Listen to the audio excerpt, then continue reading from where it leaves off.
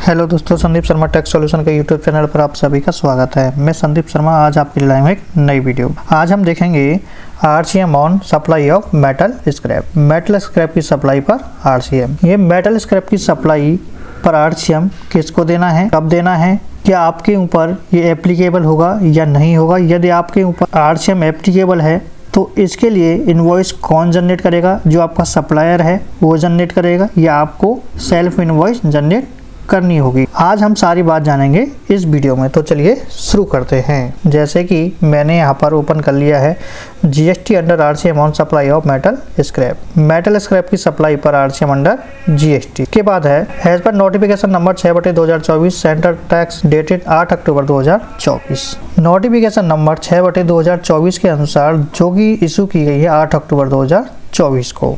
GST on the supply of metal scrap specified under chapter 72 से 81 of custom tariff act by an unregistered person to a registered person is required to be paid under RCM।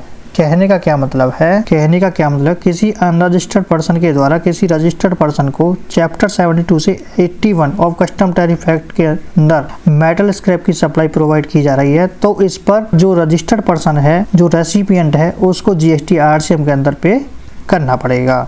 ये effective कब से है?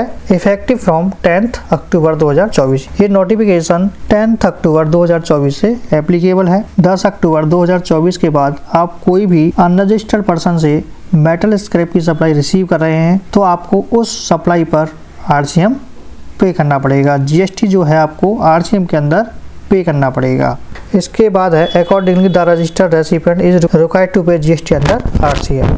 जो registered recipient है किसी unregistered person से metal scrap की सप्लाई रिसीव कर रहा है तो उसको GST RCM के अंदर पे करना पड़ेगा।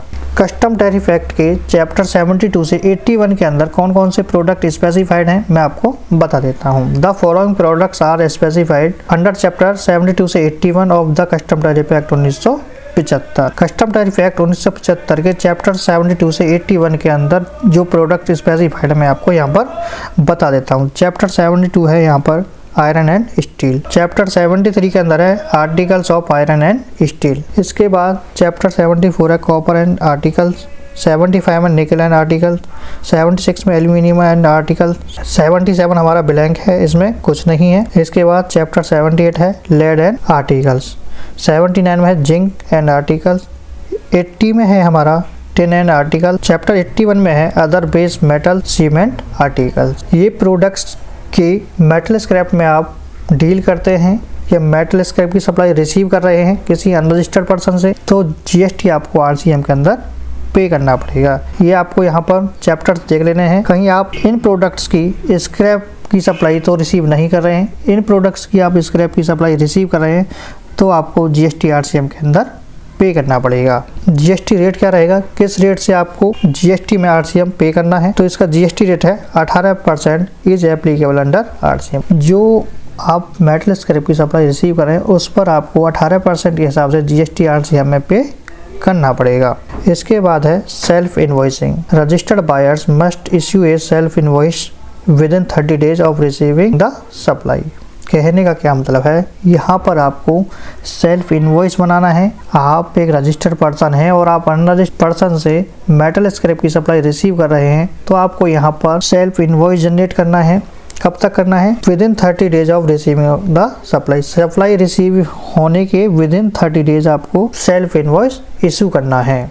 जो रजिस्टर्ड वायर है वही सेल्फ इनवॉइस इशू करेगा। जो रजिस्टर्ड वायर है उसी को सेल्फ इनवॉइस इशू करना है। यहाँ पर आपको समझ आ गया होगा। GST आपको 18% RCM में पे करना है और आपको यहाँ पर सेल्फ इनवॉइस ही जनरेट करना है, सेल्फ इनवॉइस ही इशू करना है। आपको ही GST RCM में पे करना है, आपको ही इनवॉइस इशू करना है। यहाँ पर कुछ समरी है, मैं इसके थ्रू आपको समझा देता हूँ। यहाँ पर सप्लायर है, यहाँ पर हमारा रेसिपिएंट है। एप्लीकेबिलिटी ऑफ RCM प्रोविजंस, किसके ऊपर RCM के प्रोविजन एप्लीकेबल होंगे, किसके ऊपर RCM के प्रोविजन एप्लीकेबल नहीं होंगे।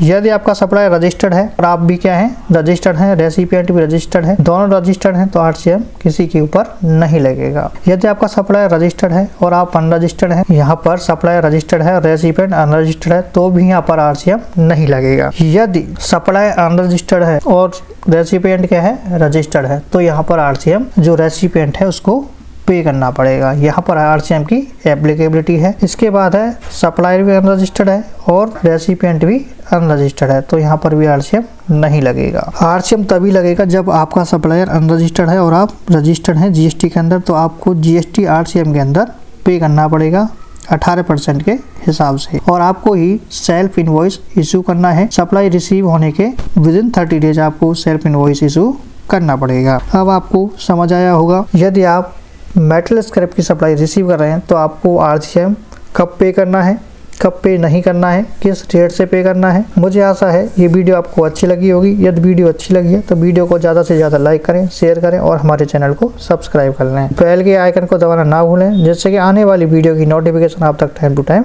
पहुँचती रहे। चलिए इस वीडियो को यहीं एंड करते हैं, मिलते हैं नेक्स्ट वीडियो के साथ। Thank you for watching.